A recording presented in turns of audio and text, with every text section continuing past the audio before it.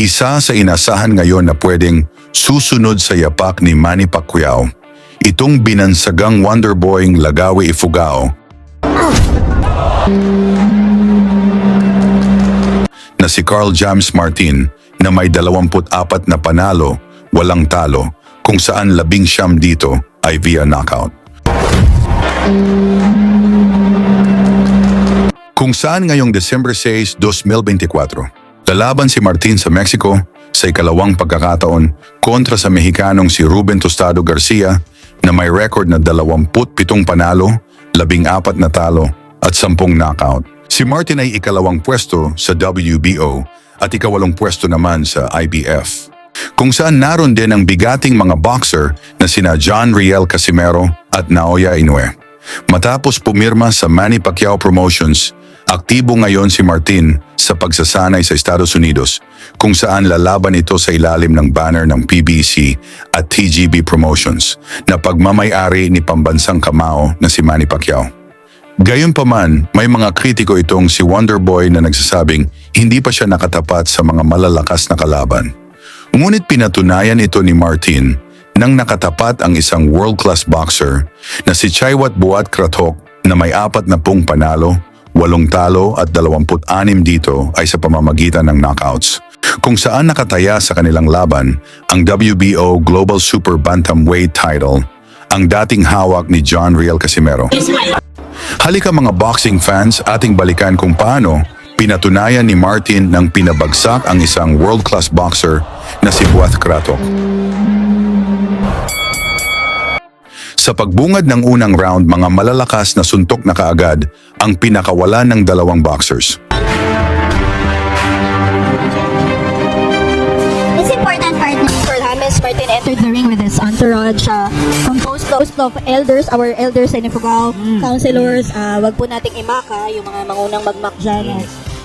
That is a very sacred, pag tumunog na hanggang sa sacred yan para sa aming mga igorot. It marks a very momentous event, pang festivals and Patience, pacing is important. James Martin is trying to size up Buchakrok. Baga sinasabi sa Filipino teaser from Thailand. So Highlander, both are known for their warrior mental fighters.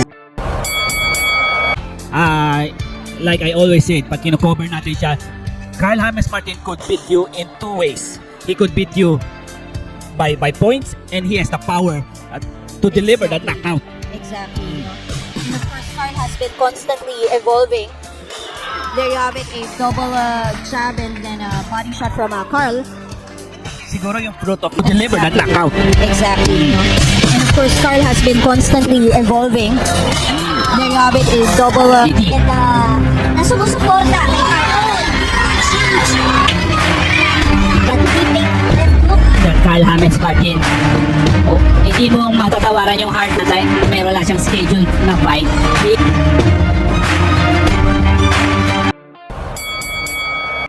Dito sa pangatlong round, tumama ang mga solidong pinakawalan ni Martin, ngunit parang hindi lang dito nasasaktan si Buat Kratok na nagpakawala pa rin ng suntok. Yes. And this global title by the WBO is a good kuha ang work. Ang how solid that right of Buchakrok. Pero Martin countered with a lot of combination on that instances. That's what Carl James Martin also does. He counters with volume.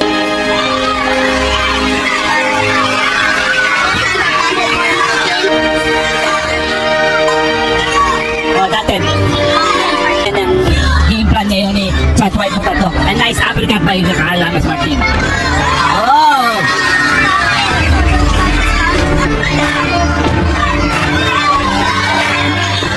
And the fight is heating up. Martin will May mga boxer dyan ayun. Doon mo siya nagsasabing hindi full house ang crowd. Siguro wala nang full house pa dito. Oh, that upper and then hook up top landed for Carl James Martin. Initial. Meron nag-comment parang pinagpaglang daw doon Thailander. So matibay kasi yung Thailander na to. Kaya po lang ako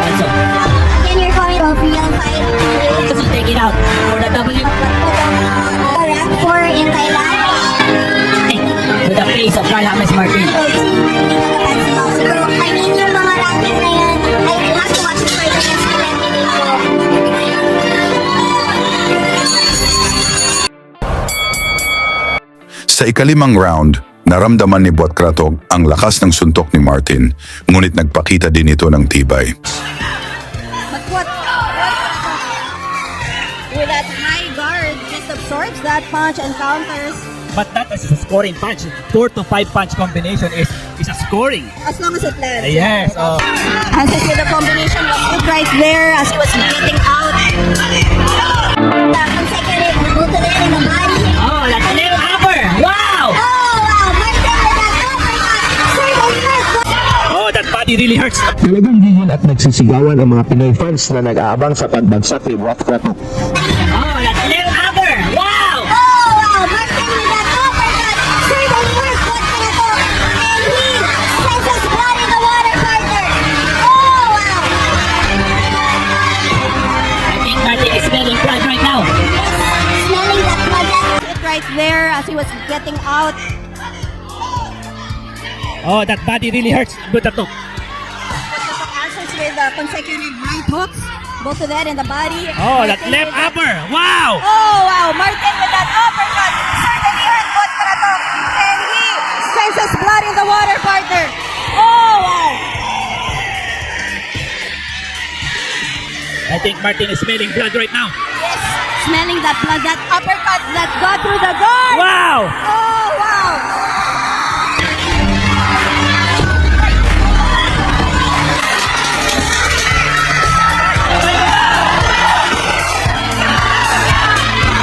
There you have it. Oh, wow. Another.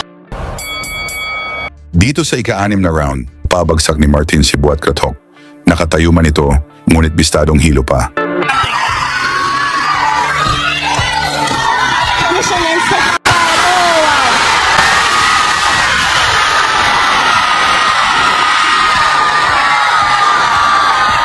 Kaya dahil dito, inawat na ng referee ang laban. Nakuha ni Martin ang panalo sa pamamagitan ng knockout at inangkin ang WBO Global Super Bantamweight title. Sa inyo namang palagay, mag-world champion kaya itong si Martin. Pag-usapan na lang natin yan sa baba at huwag kalimutang suportahan ang ating channel. Lagi niyong sundan, huwag magpapahuli. Pag-usapan ni bakbakan, balita niya at laban. Mga Pinoy na di nagpapagapi. Salamat sa mga suporta na lagi nandyan.